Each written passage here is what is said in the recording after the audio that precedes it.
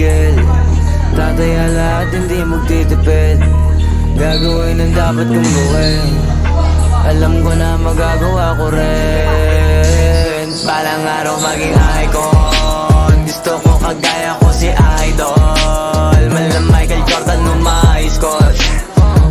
Kilalang magaling pagdating sa ring. Balang araw maging icon. Gusto ko kagaya ko si Idol. Kaya yung tiyaga ko tina times 4. Rat-rat lagi parang rifle.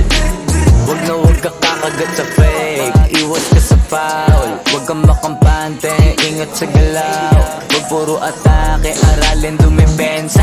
Minsan din depende yan kung paano ka pumwersa. Minsan kailangan pabay ng pasensya. Isa yan sa mga pangunahing diferensya. Pag natambakan ka na doon ka mag-apit. Pero pag nakalaman ka na nakakampante, sana kuha mo yung punto. Mula simula hanggang sa dulo. Dapat isagad mo yung laro mo.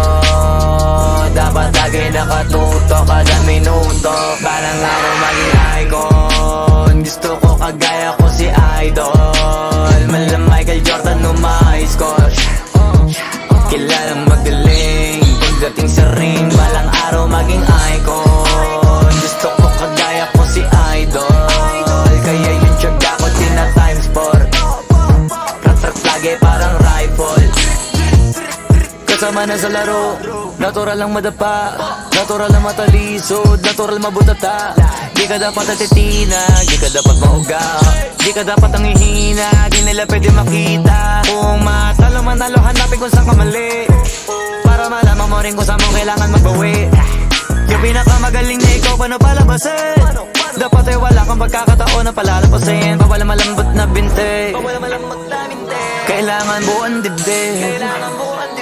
At sa sarili may believe, kasi may gustong marating. At patunayan sa marami kahit na paunti-unti na balang araw maging icon. Gusto ko kagaya ko si Idol. Malam Michael Jordan no ma-score.